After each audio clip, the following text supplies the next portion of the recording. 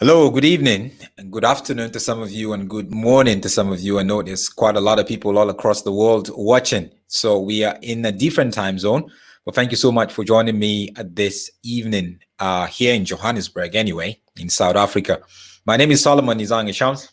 I really appreciate your time for just coming here. Welcome to Solomon's Temple, where we share truths, we look at situations, and we ask ourselves, where is God in this issue? Where is God in this story? Because we have to find it. Sometimes your perspective might be different from my perspective, but it is all good as long as we are all searching and we are looking out and trying to get the truth. So thank you guys for joining me. I want you to give me a shout out wherever you are watching. Can I hear you say, I'm watching from Ghana, I'm watching from Dubai. Sometimes we get, people from Germany, quite a lot of it. So please connect, guys. Today, we are going to be looking at a very important part of our lives, part of our institution. An institution that is very part of our society, which is marriage, as you saw the topic. So we're going to be looking at it and really, get to talk about it. So please give me a shout out. Thank you, Naomi. Naomi is out there. Hilda here in Johannesburg. Thank you, guys. Thank you for shouting out. Please do share this link to this video. I had a problem with my YouTube live. Most of my viewers are from YouTube because I have about 20,000 subscribers on YouTube. So YouTube people, please follow me on Facebook just so you don't miss it. Subscribe to the YouTube channel if you haven't, but also follow me on Facebook and like my page. Thank you, Lydia from Toronto in Canada. Figiswa from KZN. Kenny from Botswana. Thank you, Bongani from Nelspruit. Thank you guys for tuning in tonight. Thank you for joining us tonight. K2 from Windsor. From Mokopane is Randy. Mwape all the way from Lusaka, Zambia. Is anyone here from Uganda? I know you guys are having your elections. And we want to make sure you're safe. But may God be with the nation of Uganda as they go to the polls, and may God reveal every deception, and also may the best man win. So we have Tabang from Moroleng here in Pilanesberg in Northwest Province. Luvise from PE. Jason from Four Ways, just across the road from where I'm at, where I am, and Khadija from Pretoria. Thank you guys. Thank you so much for joining. Appreciate it. Lungelo from Cape Town in the house, she said. Thank you guys. Guys, please share this link and tag people.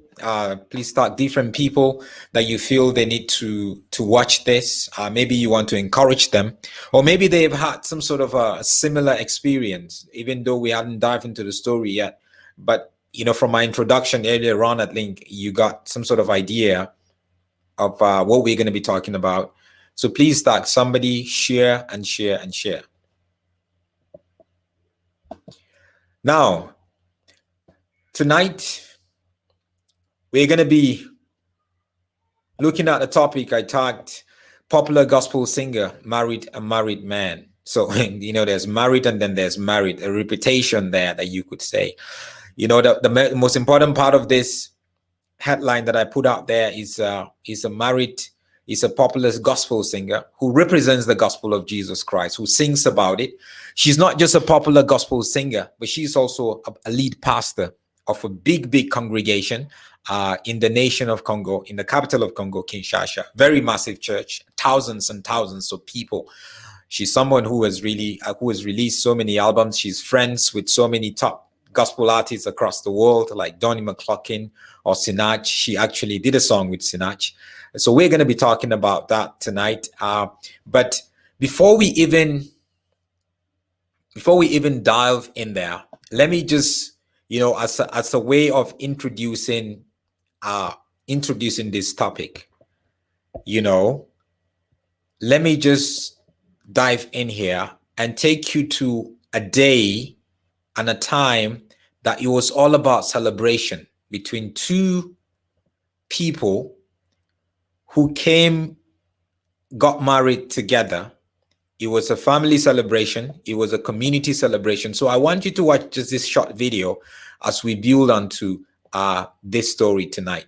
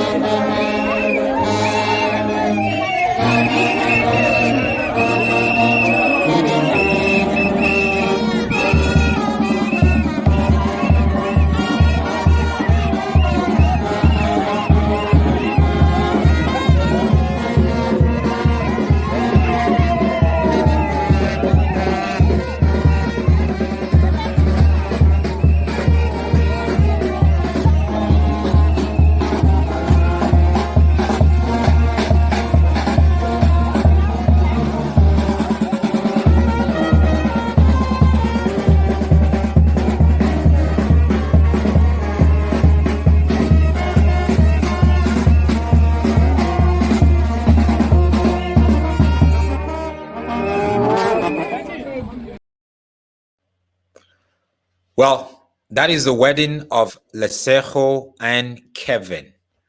This wedding, let me introduce you and actually even put up the wedding invitation right here for you to see. This wedding took place on the 21st of November, 2015. So there was a wedding between Lesego and Kevin, two nations, the nations of Congo and the nation of South Africa, coming together in holy matrimony. And that is what happened. So the video clip that I just showed you, I took you back to the 21st of November, 2015. I want you to please notice the dates. That is very important, as we build up to this story. And just to take you a little bit, some of the photos at the wedding, this is Lesego and Kevin. Right here, you may kiss the bride, you say.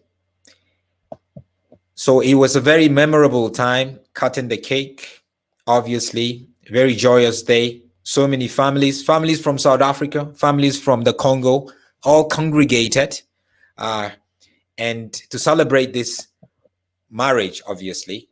And this is them here sitting. So we have established that there was a wedding between Kevin and Lesego. Now, as always, I want us to go to scriptures. This is a scripture from the book of Ephesians 5:28. It says, husbands ought to love their wives as their own bodies. He who loves his wife loves himself. So this is a commandment, that was given to us as husbands to love your wife as your own body. So you love your wife just like yourself. But in this situation, this is not what we saw. We saw a lack of love. This is a man who was resident here in Johannesburg with his wife and 6-year-old daughter. In, I think, November, December, he promised, he was going down to search for a job in the Congo because he had some problem with his job. So he left. And his wife was there, always supportive. Financially, she supported him. Yes, because I know, even myself, as a non-South African, sometimes it's difficult for us who are non-South Africans in South Africa. So a faithful wife, a loving wife, obviously goes out of her way to support her husband. She supported him. He left. 3 days later, just to cut the long story short, she's gonna give us more details. 3 days later, he was getting married to another woman in Kinshasa, in Congo.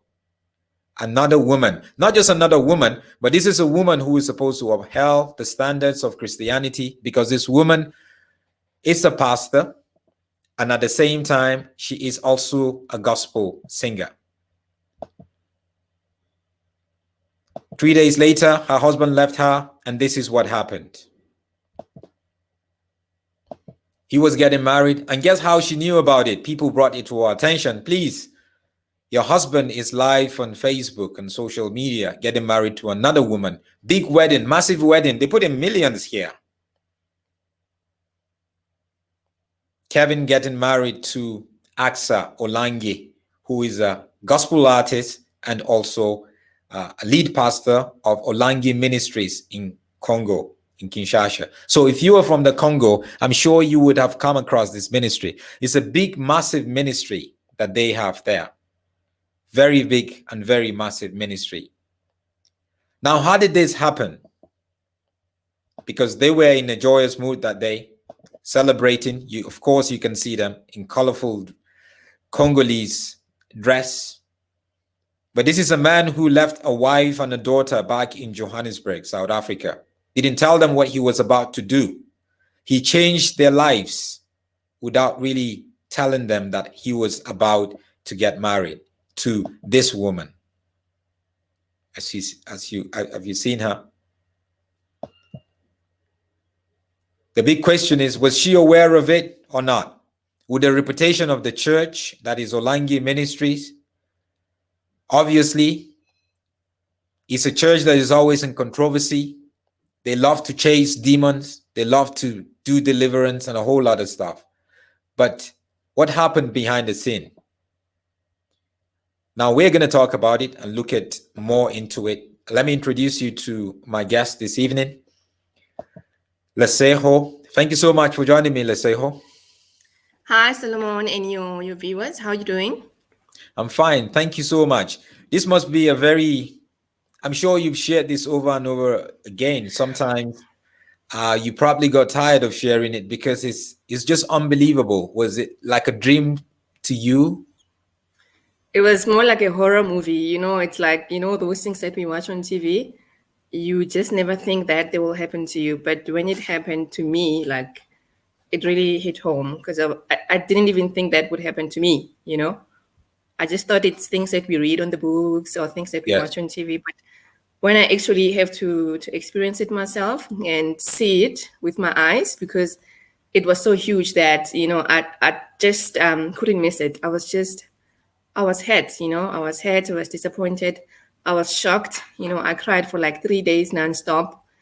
And then after that, then I couldn't even tell people what happened to me. It's only those who came to me to tell me to be aware of what's happening out there, because my neighbors around my estate, they are the ones who came straight to my house to tell me, because during the time of that wedding between my husband and that pastor, I was at home with my family in Mafeking, because normally when Kevin would go to Congo, I would also want to spend time with my family, since they're living in another province. They're in Northwest and I'm in Joburg. So I was there at home, not even checking what's happening on social media. I was just like spending time with my mom. And when I got back here to our house, based in Foyes, then I think about 4 of my neighbors came to my house. The first one, when she came, I was just shocked, and I was working. I was in meetings, working from home. So I was just shocked, and I had to carry on with my work. And I just told her that, can we talk about this after an hour? I have a meeting, because I didn't want to believe what she was telling me. I thought she was just telling me stories. And then, okay, fine, she left. And then I went to her house. I said, okay, what are you saying? Can you come back again and tell me what you're saying? She didn't say a word. She just gave me her phone and she said, look. And, having to see my husband in a wedding ceremony with somebody else that I don't know, I was shocked. Few hours later, another neighbor came, and in the evening, 2 more neighbors came. So they were coming to ask me, are you okay? So by the time when I went home, they thought, I'm with him in Congo. I'm like, no, he left. I'm not with him. I went to my family. He went to his family. And they were like, what is he doing there? I said, he said he's going to look for a job, because he's been struggling to find a job here in SA. And, he just thought, he told me that his family is actually putting him under pressure to find a job, because he was feeling like, him being a man, he can't provide for his family.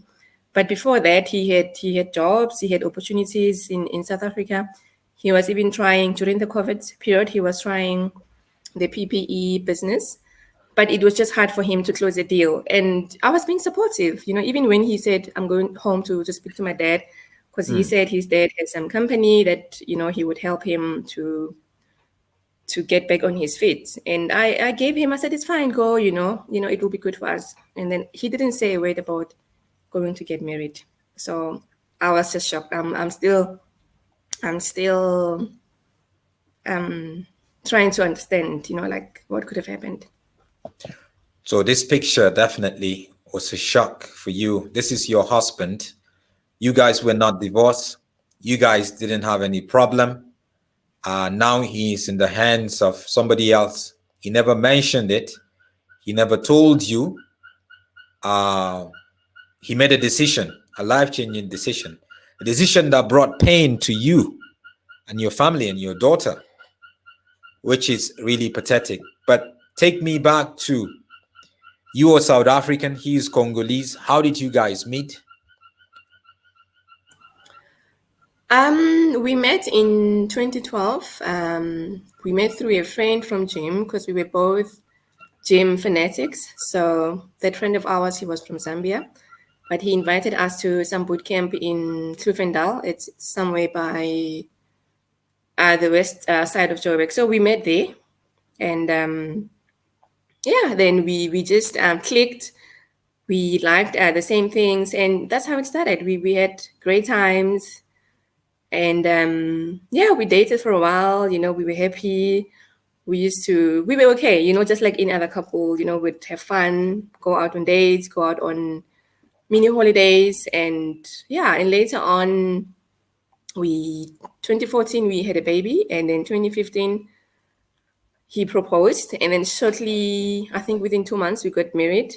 And we got married, and then we bought a house. We were like, like a proper family. His family used to come visit us all the way from Congo. My family would also come from Mafeking, come visit us. So I'm Tswana, I'm from Northwest, and it's our relationship was very unique because him being Congolese and me being South African, we speak different languages, we have different cultures, and stuff like that. But I would say that deeply we understood each other and we loved each other. And then you guys, after getting married, was there problems for you guys that did you guys ever separate, or did you guys ever say, no, we're getting divorced? Or it was just, I know this must be very emotional for you, and I totally understand it. This is someone that you dedicated to spend the rest of your life with. And in a marriage, when there's problems, we try to deal with it. But did you guys and every marriage has issues, right? But did you guys get any issues that push you to the brink of divorce or the brink of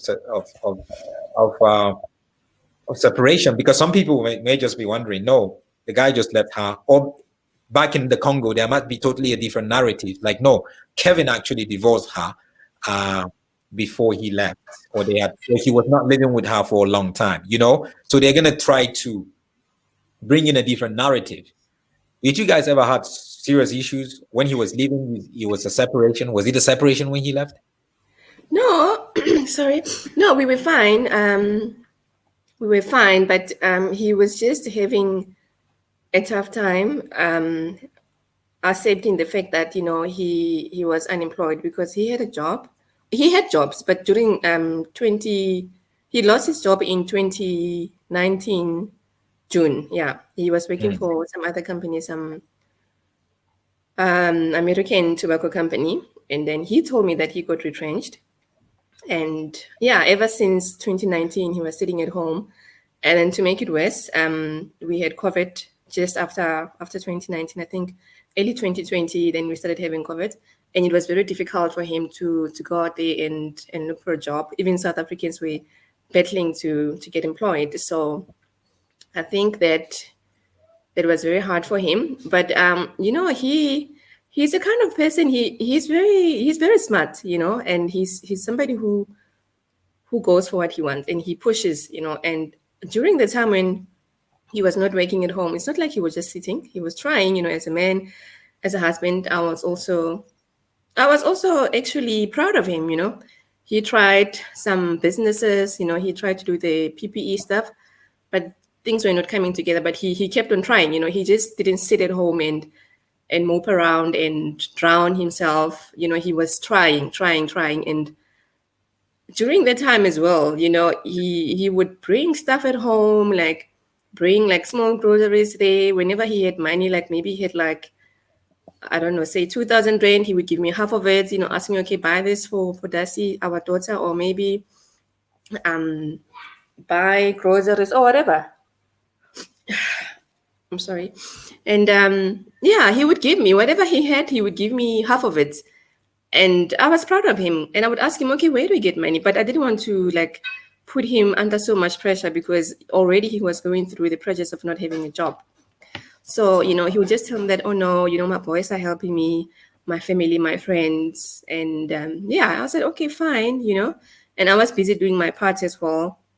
I would carry on paying the expenses of the household. I would pay our house, our bond. I would pay whatever that I could pay, whatever that I could manage, like maybe like buy groceries, and he would just chip in there with milk and bread, or just chip in there with water and electricity. And maybe I remember during Desi's birthday last year, he brought like stuff for our daughter.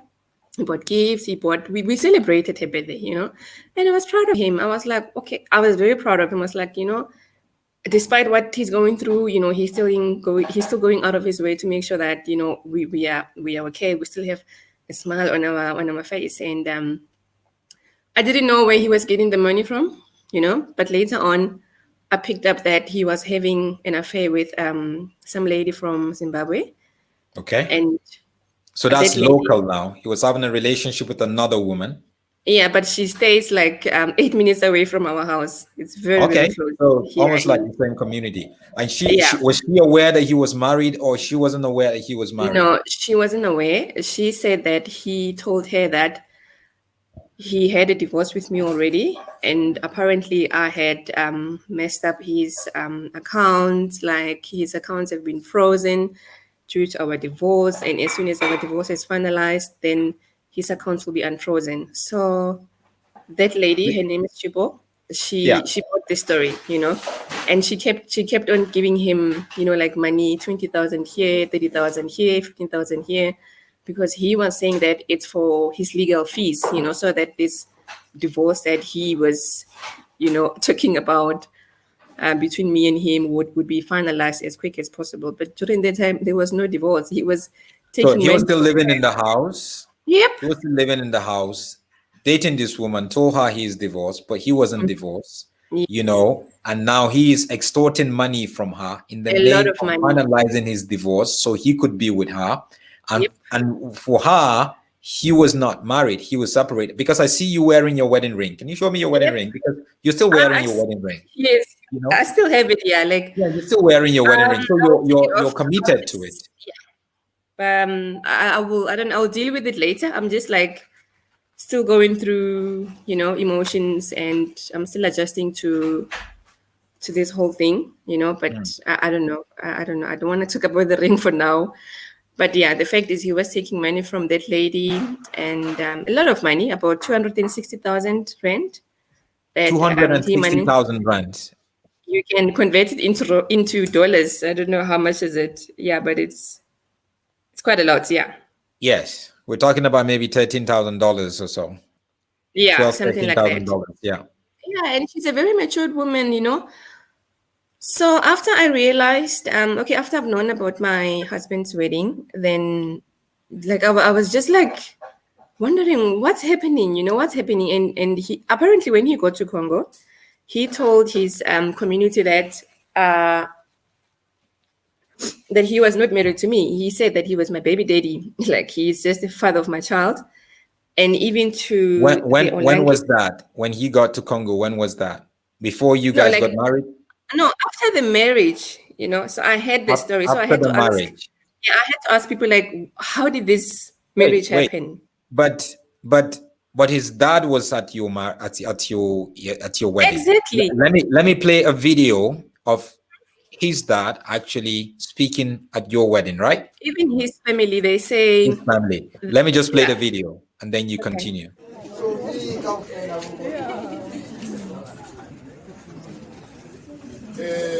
Comme la prière a été faite, nous remettons cette union aux mains du Seigneur Jésus. C'est celui qui nous guide, c'est celui qui va conduire. So that's his family. So his family was at the wedding, but then I mean he had the audacity to go back home and say, "No, I'm not married to her. She just happened to have my baby. She's just my baby mama." Apparently, that's what he said to the Olangi family, because I got in touch with them. I asked them, what's going on? Why? What's happening? You know, there's a lady called, I think it's the bride's sister. Her name is Sophie Olangi. So she's a sister to Asca Olangi. Yeah. So I spoke to both of them, you know. So I said, okay, I asked Sophie, I said, well, what's happening? What's happening there? What's going on? Because I was just shocked, you know. I asked her, like, do you know that Kevin is my husband? And I sent her pictures, spoke to her over the phone, and she saw the pictures and she said, okay, fine. I asked her what happened. Can you tell me what Kevin's family said when they got to your family? And she told me that Kevin's family, when they went to their family, they just said that Kevin has a 6-year-old child in South Africa with some woman from South Africa, like, yeah, just the mother of a child. I said, no, I'm not the mother of a child. Kevin is my husband. He lives here. I even did a video like of the home, of our home, with his clothes here in our house, with everything, our family pictures. Yeah, I did a whole video. And then she said, no, we will talk about it. And she mentioned something, because Asca now she's a gospel artist, you know, she's famous, she's a brand. Yeah. No, don't go to social media. It's going to ruin Asca's brand. I will ask Kevin's family and I will come back to you. I waited. So they're concerned about the brand. Yeah. You know, much more than the pain that he is inflicting on you and your daughter. Yes. And I gave her like about 2 days or so, 2 to 3 days, and she never came back to me. So I was wondering what's happening. You know, does this woman really, like, does she understand what's happening to me? And she just said, no, you know, just take your pain to God. You know, like, take your burden to God. I even contacted Kevin's family. I asked them what's happened, because these people, they used to come to our home. You know, we used to have family lunches, Christmas lunches. Because so you call his parents and his uncles and all that kind of thing. I call the sisters, you know, because the parents, they don't speak English very fluently. So I call the sisters. I asked them, what's happening, you know? What's going on, you know? And they also said, oh, no, you are causing a chantage, you know? I'm like, what are you talking about? Like, I'm ruining things, you know, for their brother. And they just blocked me. And then I went straight to Asca herself. I said, hey, Mama, you know what? Congratulations on your wedding. But are you aware that the man that you are marrying is my husband? I sent her the pictures. She looked at the pictures. I just saw, like, you know, on WhatsApp, you can see when somebody has read the message. You know, I've seen those 2 blue ticks. And the next time when I try to get like a response from her, I see that she blocked my number. So I'm like, what's happening? I was just confused. I was just hurt, feeling lonely, you know, feeling abused by the Kaseyas and the Olangis. I'm like, what's happening, you know? And then somebody reached out to me, like some Congolese woman who's based here in South Africa, but she runs like a YouTube channel. And then she reached out to me and she came to my house, and I did like a full coverage of who am I, who's Kevin, and what's going on. And now people started opening their eyes, and I've shown proof that Kevin is my husband. And I've shown proof that I've spoken to the Olangis, and I've shown proof that I've tried. I even got a lawyer in the process, you know, to ask, because I was talking, even after the wedding, me and Kevin were talking very, very nicely, like husband and wife. You know, I miss you, baby. You know, good morning. Well, just like no, hold on. So now he got married to Asca Olangi. Yes. And then he was talking to you. Who Yes. was telling who I miss you, baby, here? Both of us, because it's Like- after. So it's like people told me, right? So I think the wedding started on the 24th of November, if I'm not mistaken. He left our house, on the 21st of November. But I only got to find out about the wedding, I think, on the week of the on Monday of let me just check I think the 29th or somewhere there. Let me just check. Yeah, so we kept on talking. I knew about the wedding on the 30th of November. That's when my neighbor started coming to my house. And then we spoke for like a good 2 weeks, After that, I miss you. When are you coming home? Because you said you'll be back home in a week or two. We miss you. Dasi's missing you. It's almost Christmas. What can I plan? Are we going somewhere? We're not going somewhere. What can I prepare for lunch? Now I want to make Christmas plans with him. And he said, yes, I'll be there. I'll be there in 2 weeks' time. But then after I've received the news, I didn't tell him right away that, hey, what's happening. I gave him about a couple of days just for him to like tell me what's happening. He didn't tell me what's happening. He just carried on business as usual.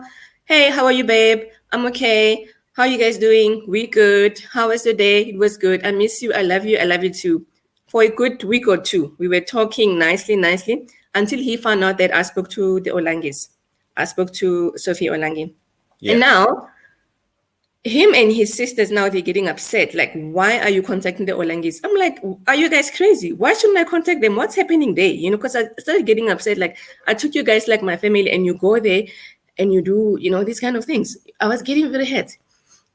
And then, now they are being upset that it's like I'm messing up the plans. Why am I contacting the Olangis?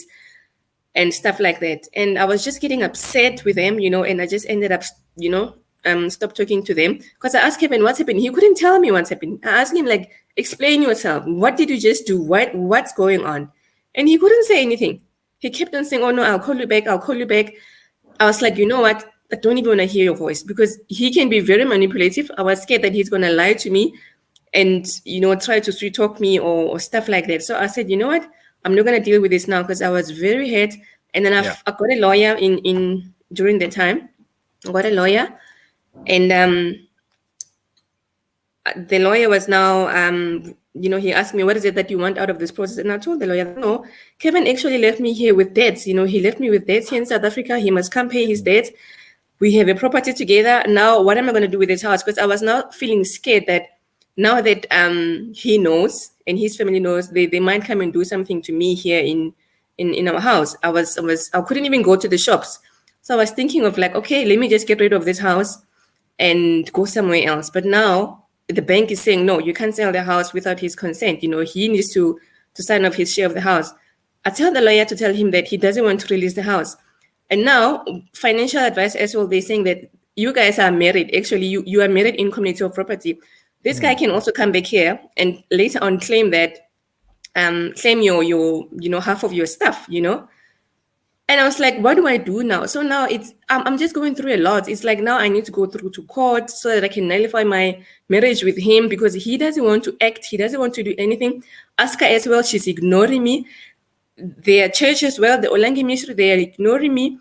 I've spoken to them. I've written even like a formal email to them, telling them what is it that I want together with Pastor Dalo, but they're just ignoring me, and I feel abused by this church. I'm like, what kind of church is this? Now, let me break it down to people, right? When we're talking about this church, we're talking about a massive church. You're not Congolese, so you would not understand this church, the Olangi Ministries. This is a massive church that was started by their parents, the mother and the father, and I think they passed away last year or a couple of years ago, and they passed away the same day. This is a massive church that even when the father died, actually the president of the nation got involved. So we're talking about a multi-million rand enterprise. And they're very controversial, very money driven. And we're talking, so you understand who we're talking about. She is also a pastor in the church, not just a gospel singer. By virtue of the fact that Kevin married her, the usual tradition in a lot of African churches, he's also going to be a pastor there. So you're having a man who is still legally married in South Africa going into these places that he is not supposed to, and which is quite sad. Lesego tried to reach out to them.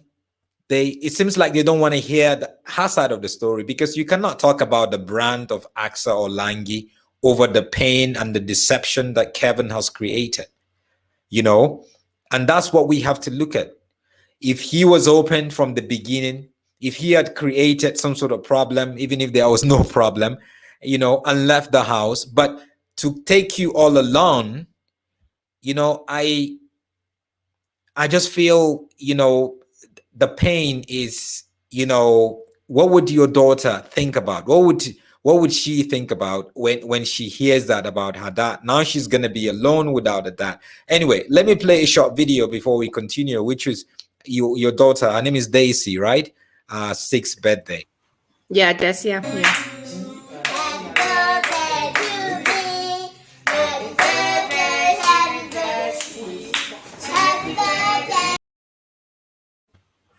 Short video there for them. You can see as a loving family together, but let's say, no, please tell me don't tell me you didn't notice anything about Kevin from your courtship to when you got married, something dodgy about him that is not just right. Because obviously, if this man married to you and then ended up getting money from another woman, lying to her that he's divorced with you and he's going through, and then leaving you and going to another woman in the Congo, married her, because obviously I think she might be a millionaire.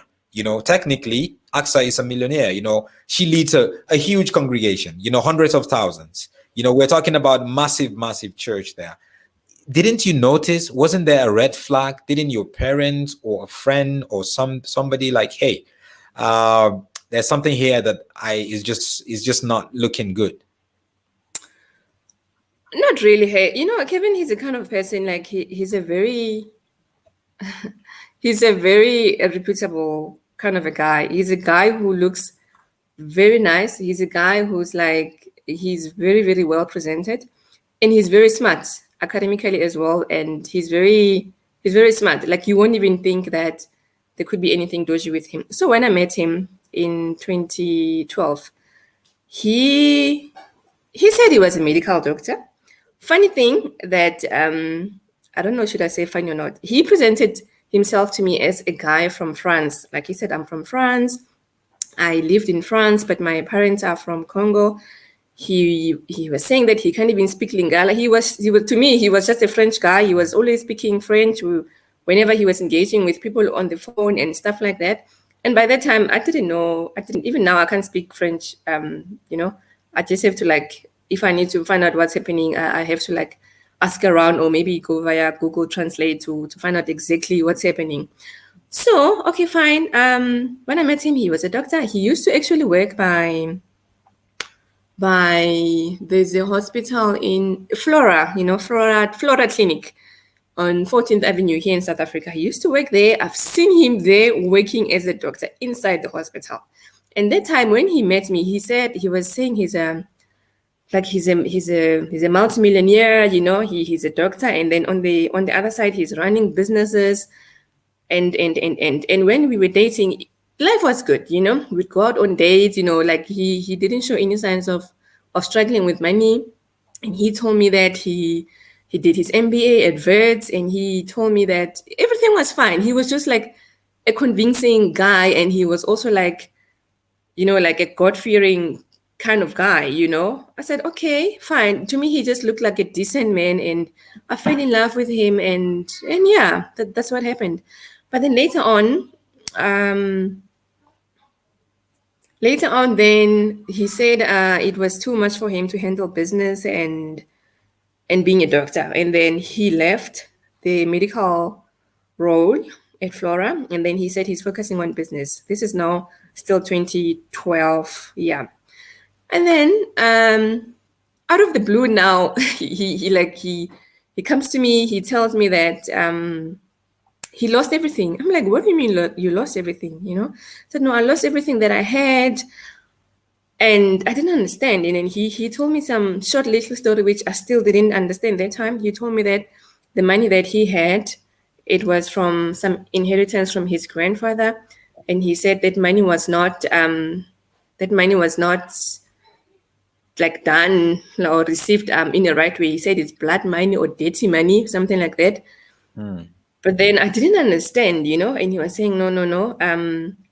It's like his family, now that his grandfather has passed on, they're expecting him to carry over that, to carry on with that money and that inheritance from his father's side.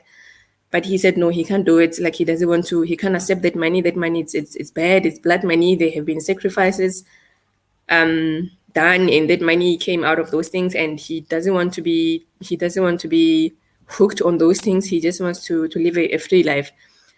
I didn't understand that spiritual part of it because I don't come from that kind of background with sacrifices and stuff like that, like religiously. I don't know that part very well. So fine, I said, don't worry, my love, we'll be fine. I'm not here for money. I love you as you are, and I'm here to support you. And even when we met, he used to emphasize that women, they come to him because of money. And like he was just warning me that, are you sure that you're not here for money? I said, come on, I'm not here for money, for your money. I'm okay. I'm okay. I don't need your money. And then, so fine. Now he decided he doesn't have anything. Like he gave away that money. He had 2 cars when I met him, and then out of the blue, he doesn't have those cars. He had an A4 and an A3. He doesn't have a car. He doesn't have anything. Nothing. Like he can't even take me out on dates anymore because now he doesn't have anything. I said, okay, no, don't worry. I still love you, and I'm committed to you. That was 2012. And then from there, since now, remember, he's a medical doctor. And then he got another job as a medical doctor, as a doctor. He worked at, there's a clinic called CHAPS. It's an HIV AIDS center. They are based in Pretoria. There's one in Soshanguve. He was based in Soshanguve. I think there's also another one in Alberton.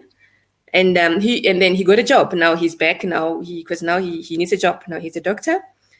And then, he worked, and then that's how we bought our property because he was now working again. And we bought our house. And then he lost that job, like, shortly. And I asked him, what happened? Like, because now, like, there was a child. Like, now we really need him to have a job. And so the way he lost that job, he got arrested, So it sounded like he told me that one of his colleagues reported him with, I think it's HPCSA, the medical council in Pretoria, where they register the doctors. So he said to me that one of his colleagues reported him that he's not registered with that medical council. And then now they called the police on him. Then he was arrested. Then he called me, I'm in trouble. Please come help me. Get me bail money. What. And then with those kind of things, now I was like, what's happening, I'm like, why are you always in trouble? What's going on, And he would just say, no, people are jealous of me because I'm a foreigner, blah, blah, blah. Every time, whenever he's in trouble, he puts the foreign cap. I'm a foreigner. Yes. In this country, it's hard to make a living in South Africa. But I tell him that you are a doctor. There's a lot of foreign doctors in South Africa. Why are you struggling so hard? And then he would say he also has issues with his papers. 1 minute his PR is valid, 1 minute is not valid. We were also having issues with Home Affairs. It was just like a lot of like small things popping here and there, but I just couldn't make up like a conclusive story of exactly what's happening here. Mm-hmm. Fine. He decided that, and then because he got arrested there, he got suspended. Now he was caught. Now it's like, okay, fine. Now I can't practice as a doctor in South Africa anymore because now these people are watching me, they are checking me out and stuff like that. And now he started looking for assignments outside South Africa. And then he got another medical assignment at Mali, where he used to fly to Mali like every 4 or 5 weeks and come back home for 5 weeks and come back home as a doctor. And he was getting paid good money. He would come back home, buy nice furniture. We would go out, have like holidays, go wherever we wanted to go. Life was good, And then he also paid whatever he had to pay because after losing the CHAPS job, now he almost lost his car. He was like, he was in a bad state financially, but the Mali assignment paid him some good dollars and he was happy. He was good. And then that assignment ended as well, He just told me that the contract ended and I believed him. He didn't stay home for long. maybe like for about 3 months or so. And then now he's like, nah, this medical thing is not working for me anymore. He also tried to do pharmaceutical. He's saying now he wants to do pharmaceutical. I'm like, but why? What exactly is your core role? Why you want to go to pharmacy? He says, no, it's because I don't have time to deal with these regulations of, this medical regulations in South Africa, because now I need to be registered with the medical council. And he would also tell me that him being a foreign doctor here in South Africa, he's expected to do community work at public hospitals like Baragwana, and he said, no, I don't want to go to a public hospital. I don't have time for Baragwana. Yeah, I don't have time. I'm too old to go and do community service. I don't have a year or two to waste at Bara. I'm a qualified medical doctor. He used to say he's an endocrinologist, those doctors who does he was specializing with diabetes a lot. Yeah. He was also specializing but there at CHUBS, he was circumcising people. He was now like a GP. He was circumcising people. So the question now is he a doctor? From your conclusion? My conclusion? Did he ever get to medical school? I haven't seen any certificate in the house that says this guy is a qualified doctor. I took those news to Congo. There's a doctor that he said he made a reference for him. And that doctor as well, his name got mentioned, and he also came out. He said, I don't know Kevin. I've never met Kevin in my life. I've never signed any reference for him. And as we speak now, it's confirmed in Congo that guy, my husband, he's never studied medicine in Congo. Never. So he has put the lives of so many people at risk, going around saying that he is a doctor and got a job at Flora Clinic here, in Johannesburg. And this is a confirmation letter of employment from Advancing Health for Men. There, Dr. Kevin Kaseya, we're pleased to confirm the offer of permanent employment by CHUBS in the position of senior surgeon. To be based at the CHUBS Soshanguve BB clinic. So now he is a senior surgeon, and he acknowledged and received this employment letter where he said, I, Dr. Kevin Kaseya, confirm that I have read and understood the content of this letter above. I wish to accept the offer as a surgeon. And he was even paid money. This is part of his salary slip. Job title, senior surgeon. You can see his name here, employee's name, Dr. K. Kaseya. And there are a lot of other information that I didn't put out here. So, my sister, it seems like you married a con man in the first place.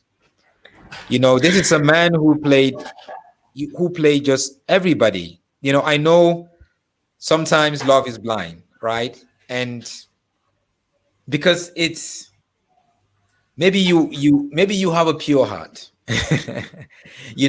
Maybe you were really you were a faithful wife, a faithful woman. I was, definitely. That's why I went all out of social media. So you didn't want to believe whatever what you want him to keep trying, even if there was lies that you could see him saying things or doing things, you still believe the best. Yep. You still believe the best. And I feel, every woman should be that way. Though at the same time, we must observe certain things. But now, I don't want to drag this interview for long. I just want us to do an hour and go away. But you are actually in a dilemma. And what we normally do, I've done this before where we raise some money for someone who was really in need. And I know you have legal fees.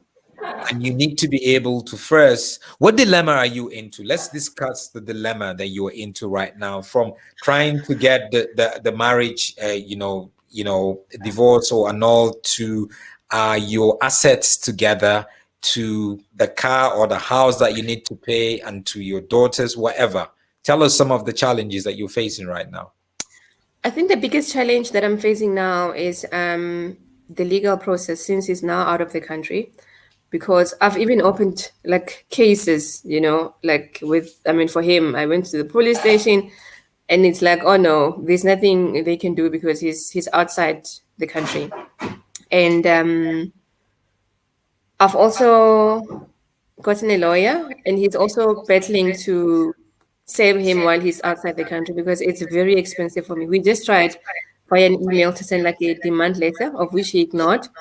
So now for me to get stuff straight to Congo, it means we need to translate the documents because they don't speak English in Congo. The lawyer said we need to get translators, we need to get sheriffs to go and trace him exactly where he is in Congo and save him with those legal papers in Congo. So I'm stuck. I haven't done any of those things because I'm trying to get him and Asca and the Olangi ministry and the pastor even who married, who, you know, did this whole marriage for them, because I also sent him an email together with Asca, but they ignore me. I just send you like a copy of that email. Maybe you can share it offline or next time, but they haven't said anything. And to me, I feel like, why? I just feel inconvenienced because now I must spend money, and he left me with debt. Like, we owe the municipality a lot of money because he wasn't working. I was just doing like the bits I could, like buying food, making sure the child's school fees is paid,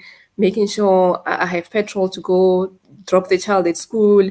I was just doing like, you know, the basic necessities, but there are things that I couldn't get to because he wasn't working.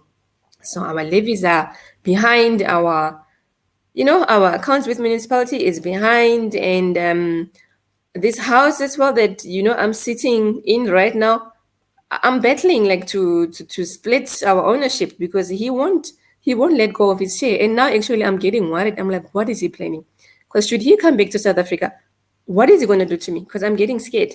Every day when I go out there, I feel like, you know, he can send people and to do stuff to me. And I was thinking, let me sell the house, go start my life somewhere. But he won't let me, like, he won't help me to start my life all over again. Like, why can't he just release the house? So I need somebody like legally who can help me to resolve all of this mess. And I've also asked him about me having the full parental rights to our child. He's ignoring all of my requests. So I'm now having to, you know, face lawyers, and I cannot afford legal fees right now. Now I'm thinking of the money, that the debts that I'm in, like those municipality debts, because you know how things are. Their accounts, they would be sent to the collectors. They would come and harass me. His car was also repossessed. He owed the bank about 145,000, and now they took the car, yes, but then they said if they can't recover money of that car, they will come to me as his wife. What if now they come and they take the little that I'm left with, like the furniture, or I don't know what they can do. And I told him, pay your arrears, pay your car. It's a lot. I don't have 145,000. I don't have money for lawyers. I don't have money for those municipality rates and what the things that I couldn't pay. And he's not moving an inch. Even this, what worries me, actually it doesn't worry me, it makes me upset that this pastor, because I believe that their church is very wealthy, why can't they just pay? She can pay the money and keep the man. I don't want him back in my life. It's actually good riddance. I don't want him back in my life. But let the church, her or the church, you know, her sisters or these Olangi ministers, why can't they just pay Kevin's debts? Because now I hear that he's a pastor there. He was, when they were getting married, he was asked, are you ready to lead the church? He said, yes, I'm ready to lead the church. So it means he's a pastor. So I just need them. They must pay all of these debts that he left me with. And then they must help me resolve our marriage because I want to move on with my life. You know, we need to dissolve our assets. I want to move on with my life. I don't want him because clearly he's not a good man. And his family as well, they've been conniving, they've been hiding, they've been pretending to be my good in-laws, but they were just planning. Because before he left for Congo, he was busy on the phone like crazy with his family. I'm asking him, what are you guys talking? They would have conference call for about 1 hour, 2 hours. And when I think about it, they were planning the wedding. He didn't do this wedding only with Asca. His family was also part of it. They would sit for 2 hours on the phone planning this wedding. That one, I'm convinced they were planning the wedding. Because even before that, after, I think, because apparently he met Asca in 2019, December. So that time he told me that he's going to Congo again, because he used to lie to me saying his father is sick and he would ask me for money. I've given him about 110,000 rent, 110, saying my father is dying, he's diabetic, you know, and he would, you know, as a wife, you know, I won't just sit and not do anything. So I would go out of my way to find money that I didn't have. I went out there to find credit. I used to go to the banks, I would raise credit for him. I gave him that money. And now I'm the one who's stuck in debt. He's gone and I'm stuck in debt. How am I going to pay that money? And he's not responding. The church is not responding. Now I'm stuck. I lost my money. I'm stuck in debt. And he won't help. I don't want him. I just want him to do things right. He must just come in and wrap up things with me properly here. And then he can live his life. That's all that I want. Because I don't want him ever again in my life. I don't want to meet him ever again. But he must pay the debts that he left me with.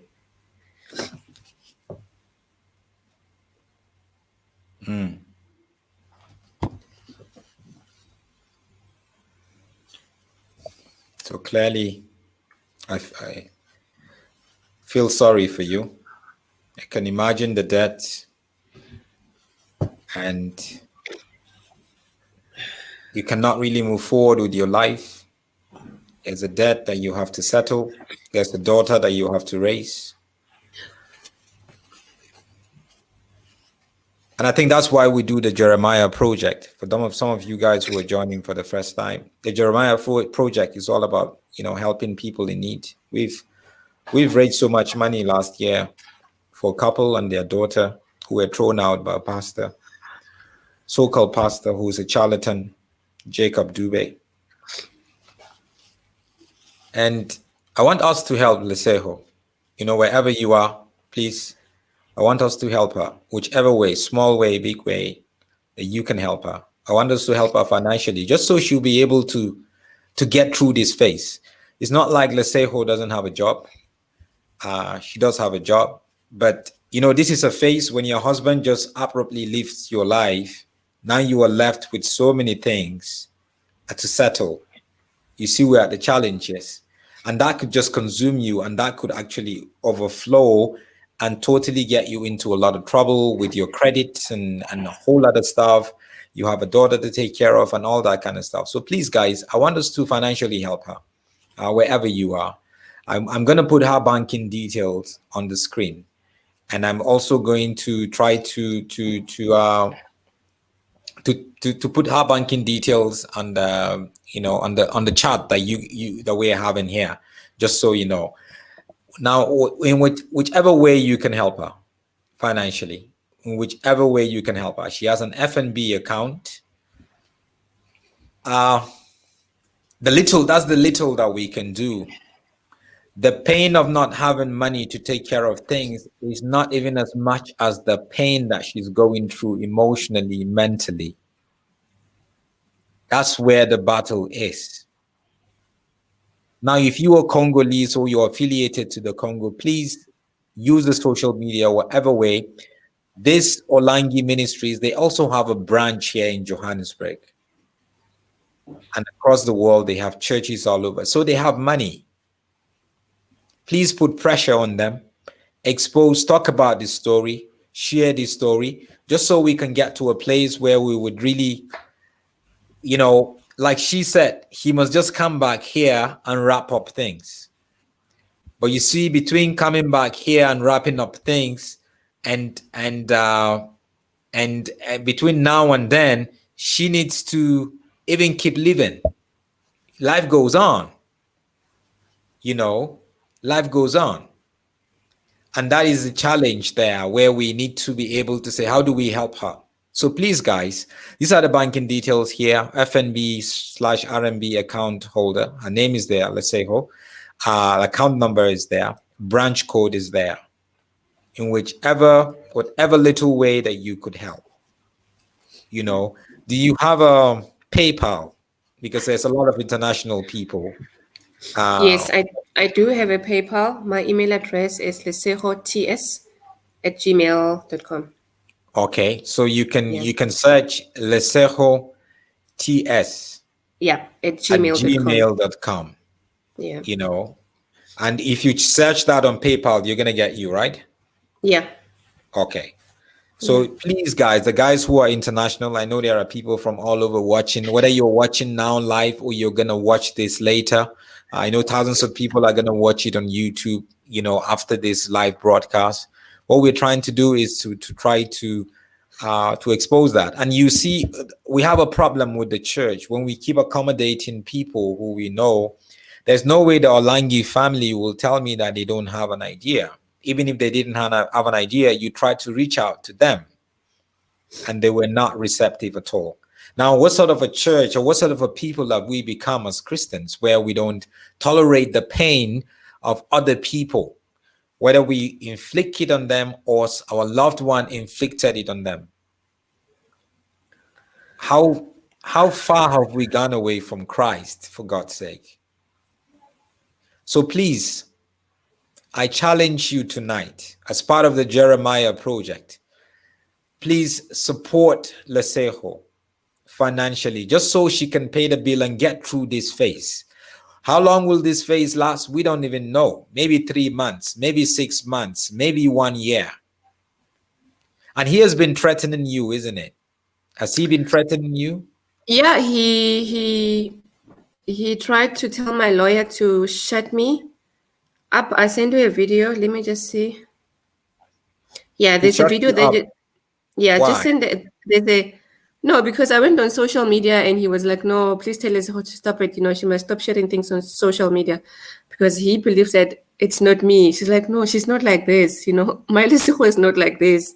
She's very sweet. She's very, like, he just didn't expect me to go on social media. Probably he thought that I'll just cry, be depressed, and I don't know, probably move on and forget about it, or maybe beg him to come home.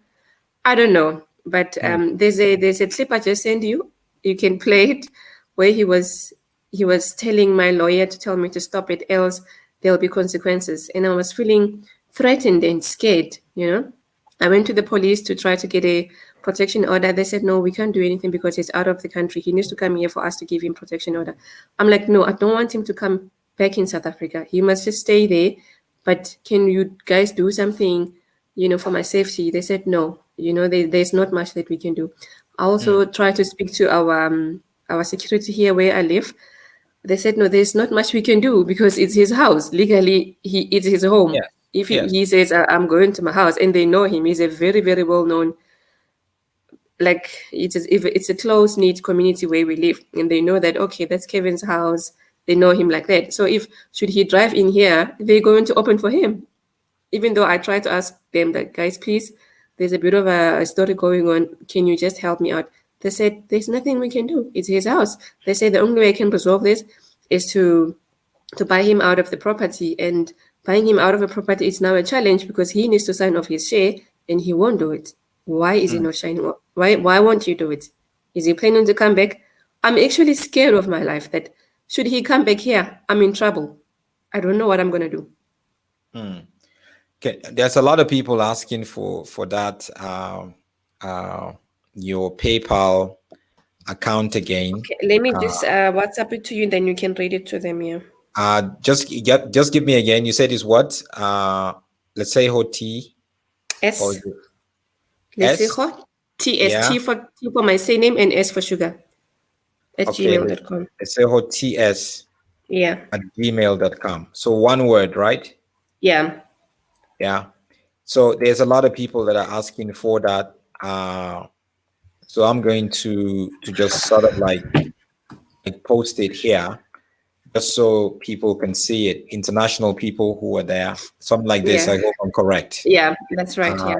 And I'm going to post the banking details also. And I'm going to post this one also on the chat when I'm done. Whichever way you can help. The help is not for her to pay all her debts. That's not the help. The help is for her to go through this phase. Right now with her 6-year-old daughter, the phase of there are bills that he left. Now she needs to pay because their assets are together. You married in community of property, was it? Or because you married in community of property. So you see the implication. Customary marriage in South Africa, it's marriage in community of property. Yeah. So customary marriage, community of property, whatever belongs to him belongs to her. If he has so much money, it belongs to her too. If he has so much debt, which is what he has created now, It belongs to her, and he's nowhere to be found. The banks are not going to go to Kinshasa in the Congo and fish him out. No. The car people are not going to, the dealership is not going to begin to, the banks are not going to do that. And they're going to look for her because it's together. And he is guilty of this, legally, he's guilty of the criminal offense of bigamy. Because now he's married to 2 women. And it's a crime in South Africa to be married to 2 women. It's a crime. But he's run away. He didn't just leave her. The other woman that he married is said to be a very powerful pastor, gospel singer, leading the church of hundreds of thousands, the Olangi ministries. They have churches across the world. They have money. And if you do anything or say anything, actually, they will threaten you. They will silence you. Yeah. They have people in government. So anybody who will be thinking of going to the Congo to actually get to investigate and get Kevin to do whatever, you're not even going to come close to him, just to give you an idea. So actually, the other lady from Zimbabwe, so she saw their marriage live, because now she was the girlfriend. Now she was like, what's happening? That's my boyfriend getting married to Asca. So she was commenting on their church channel. I think they have like a CVV. They have a church channel, so the marriage was live on TV, was live on YouTube, was live on Instagram, live on Facebook, everywhere. So Chipo saw everything, and she was very upset. She was talking to Kevin during that ceremony because she wanted her money. She was like, give me back my money. And he told her that, and she said, I'm coming to Congo. If you're not going to give me back my money, I'm coming to Congo now. And he said, don't even think of doing that, because Asca knows a lot of policemen in Congo. Don't even think, because they're going to arrest you when you come to Congo. So already, if he's threatening her, I mean, it's the same message that he's saying to me. She also wants her money. And she's like, I feel sorry for her as well, because I feel like she was also being robbed, and it's a lot of money. She also has a son. She's a very, very matured woman, and she's also in distress. She's also exactly what I'm going through. She's going through the same things as well, because she just wants her money. She said, I don't care about Kevin. She is not as emotionally hooked as I am, and they don't have assets together. She just wants her money because she was being lied to, and she gave him a lot of money in a period of a year. Like, I think they've known each other for a year.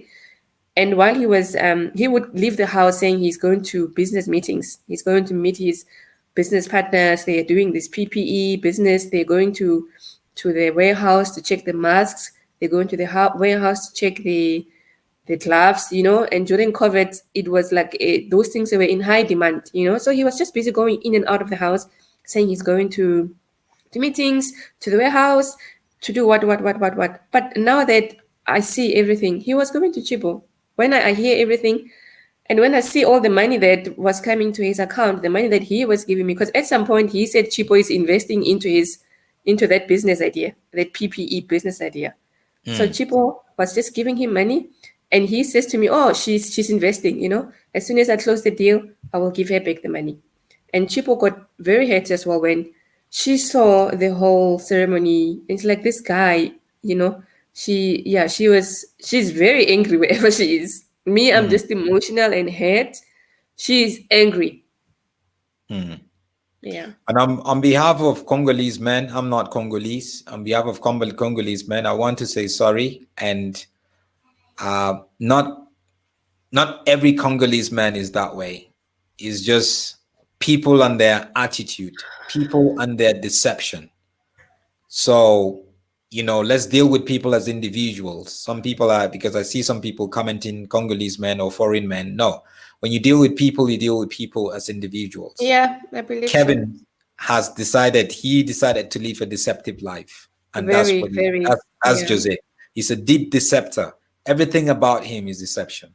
Everything. And the Congolese, sorry to interrupt you. And the Congolese guys in Congo, they were saying I mustn't even tell the story in South Africa, because they're saying this thing will cause xenophobia. I'm like, why should I only tell it in Congo? He was also living in South Africa.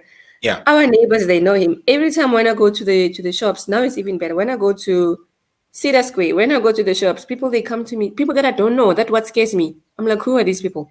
They come to me, they're like, oh, I'm sorry, we apologize for what Kevin did, because they know us together as a family. You know, they would see us going to gym together, they would see us going to the shops together, and now they just see me without him. But them being Congolese, they follow the Congolese content from Congo. So now it's like everywhere I go, I actually feel a little bit worried about my safety. Now it's like, no, don't talk about it.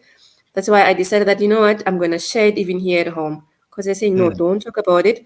The Congolese in Yeoville, they're not going to be happy about this. The Congolese in Cape Town, they're not going to be happy about this.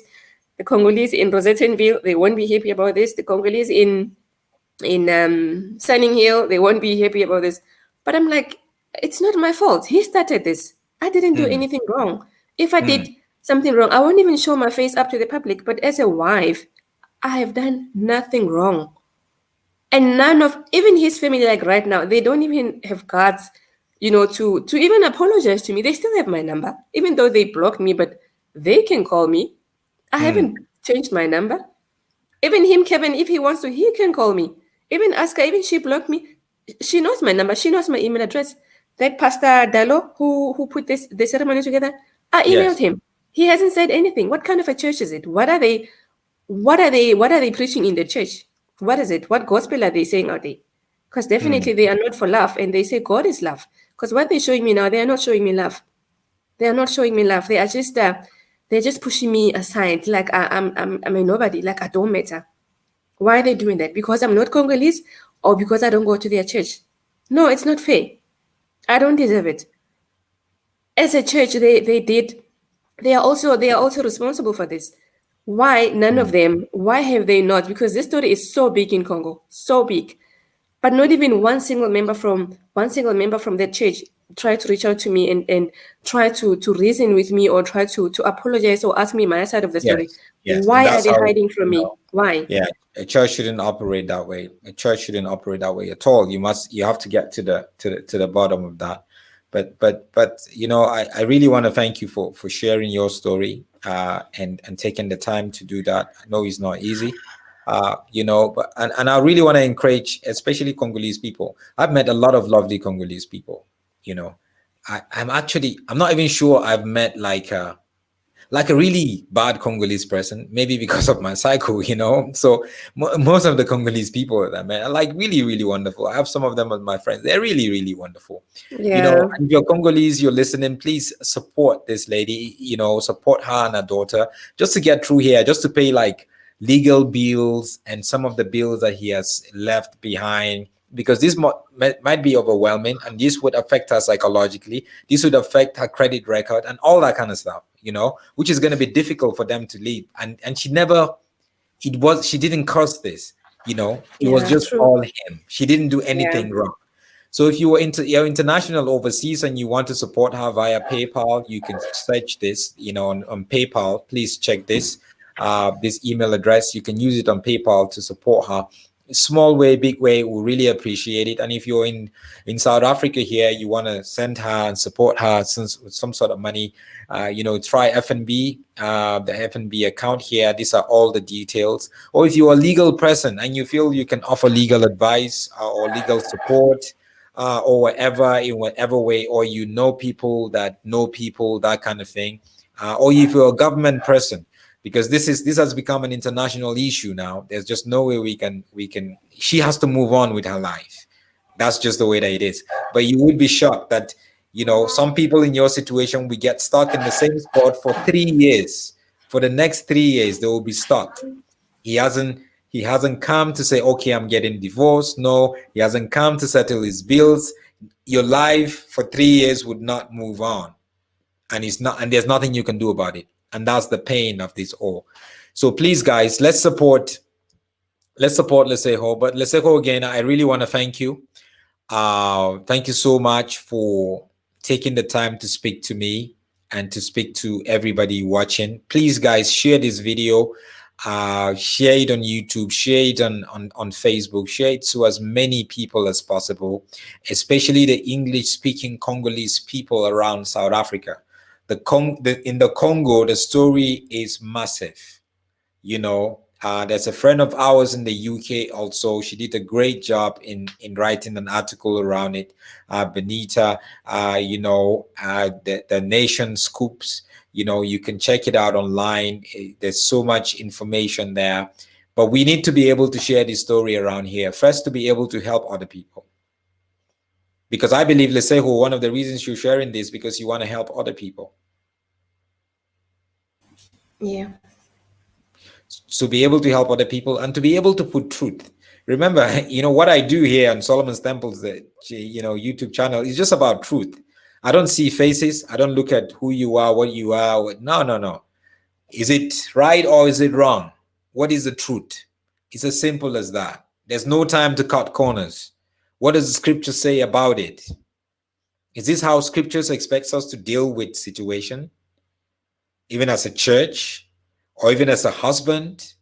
No, I think we've missed it. But I pray over you, Lesego. I pray the grace of God for you to be strong Thank for you. yourself and to be strong for your daughter. I pray that God will go through this with you. I pray that you would be able to sustain yourself through this, and He will provide financially, that this would not cause you pain, for the next 3-5 years, of paying debt that you never really accumulated and emotional pains and all that kind of thing. So thank you. I really appreciate you. Thank you so much. Thank you. Yeah. Is there any last thing you want to say, or you're fine? No, I'm fine. I would just like to thank you for giving me an opportunity to share my story. And I just thank everybody in advance for supporting me and listening to me, because it hasn't been easy for me, but I've decided that, you know what, I'm just not doing this for myself. I'm sure I'm not the first woman who has gone through something like this. It's just that maybe for me, it's just that he got married to somebody who was well known. That's how I also found out about this marriage, because it was televised, it was broadcasted everywhere on social media, and I also felt like, no, I have to act. I also have to say my side of the story, and I didn't want to be silenced. And I'm also encouraging other women out there. It doesn't matter where you come from.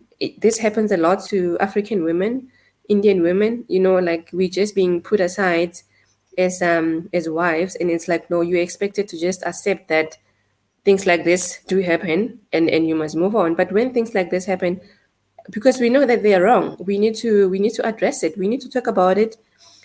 People must also be held accountable. Husbands as well out there. If you're doing something wrong out there, women must talk about it, and other good husbands must advise their husbands that are not doing things the right way.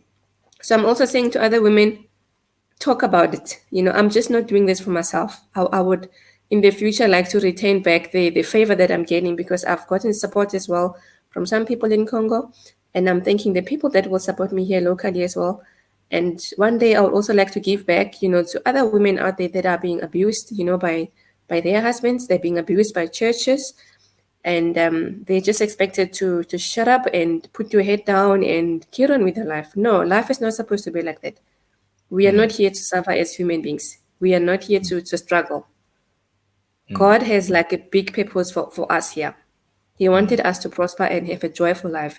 But it's so sad that, things happen in our lives, and we don't have a way to voice it out. So I'm very thankful, Solomon, for your channel and helping me as well. And I thank everybody who sat with us here today to watch and listen to this show. And I'll be grateful. You guys pray for me out there, and just pray for us as well. Thank you. Don't forget, guys, please support her financially, and also a way you can show support is to actually, you can go on to, this is her husband's name, Kevin Kaseya.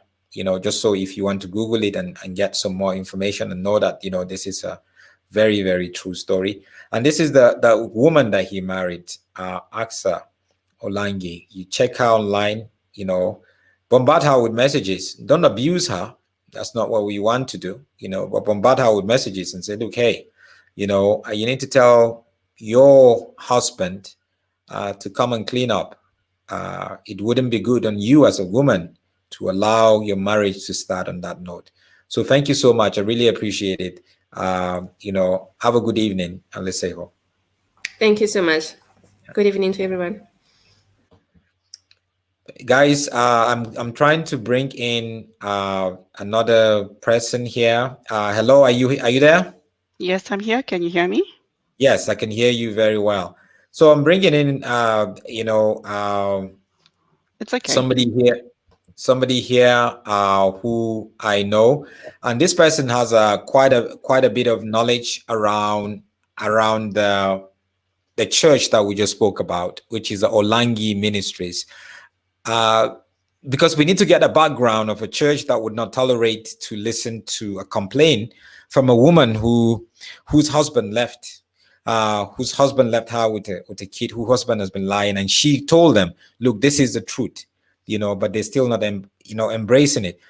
So can you tell us a little bit about these Olangi ministries in the Congo? How influential are they? What sort of theology and teachings? Who are the people behind this? Thank you for giving me this platform, Solomon, in such a short notice. Before, I just wanted to make a correction of what you said, that the founders died on the same day. They actually did not die on the same day. The husband died first, and then I think maybe maybe a week or two, a few days later, or something like that. Yeah. Okay. Anyway, thank you. This is a ministry, a very big ministry. Like you said, a mega ministry. Their foundation is basically on deliverance.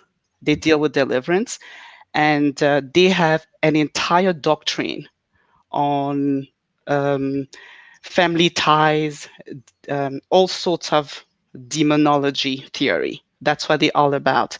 So basically, you can be a Christian from another ministry or from another church. As soon as you join their ministry, you have to go through a period of deliverance, which involves a whole lot of methods, like 7-day fasting, and you go through, depending on whatever they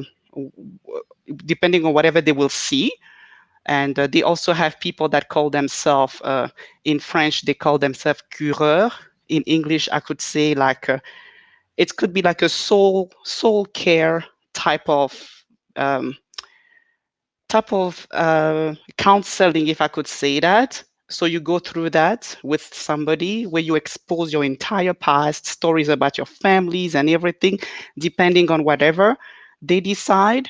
They can make you go through different types of fasting, different types of prayers. That's what they do. And most of the time, they always end up finding either your mom, your dad, even children, small children that are witches. And then you will end up being like enticed into the ministry and go through countless and countless of deliverance services and deliverance period that will probably never end. It never ends. And through that, there's been so many people, so many testimonies of marriages that have been broken because you were probably told that your husband was probably not your husband, and he was maybe part of a he shouldn't have been married to you, or maybe you're not equally yoked. But then they have this thing where they call themselves A and A, B and B, C and C, meaning if you're a single woman, you have to marry somebody who's, if you're single, you've never been married, you have to marry a man that's never been married. Now, if you are married and you were divorced, you have to also marry a divorcee. So they have a very strange type of doctrine, so basically. And this is why, actually, I just wanted to let Lesego, she probably does not know about this. And the fact that she came out, a lot of people are coming out with their own stories because this ministry is big. They threaten people and nobody ever exposed them. So she has no idea what her story has also started. So that's basically it. Hello?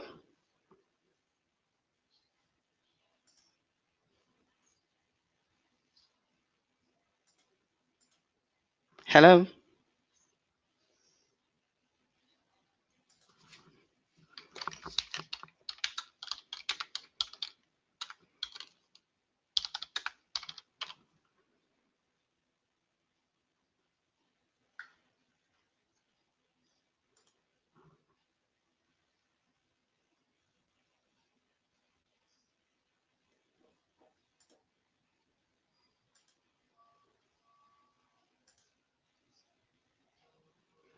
Hello. It seems like I had problem with my connection.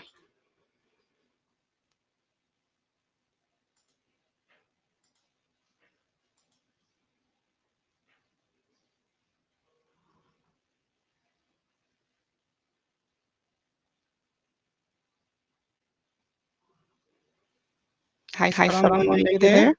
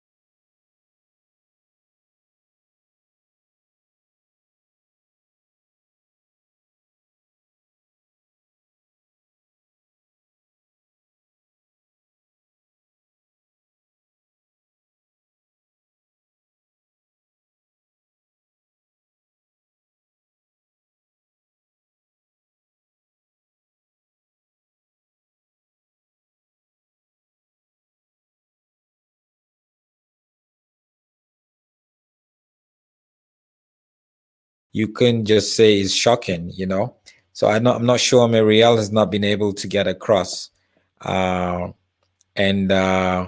yeah, so maybe I would get to time to have an interview with her and just to hear her own experiences also.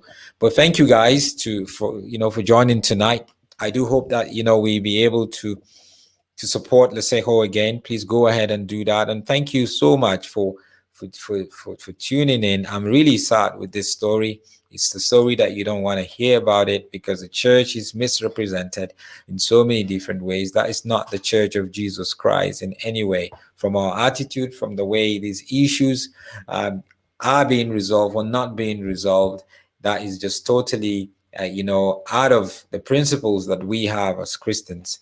So I please want to encourage you to please support Lesego and share this video. Share it right now and tag people. Share it as much as we want the Congolese community here. Because one of the things that we do with lie is we have to expose lies and deceptions. If we don't, then lies and deception would still be causing pain to so many people, in secret. So we let's share it to as much as, so many people as much as possible. Thank you so much, guys. I want to appreciate each and every one of you guys. Don't forget this is going to be on YouTube right away. And please share it on YouTube and subscribe to my YouTube channel. We would keep the conversation going. We must make sure that if you're a married person or even if you're single, you intend to get married one day, marriage is totally a different ball game. It's about commitment. It's about trust. It's really about faithfulness. And we have to do it in whatever way. There's no place for lies and deceptions in marriage. No. I'm sure you know somebody's marriage or your parents' marriage where there were lies and deception. How did it end? Hurting people and hurting so many people. That's what happened. And we don't want to, you don't want to continue to do that. That's not the way that you want it to be. So thank you guys. God bless you. And I do hope that you would have a wonderful evening as you brood and think and process, this story we shared with you today. God bless you and have a wonderful night.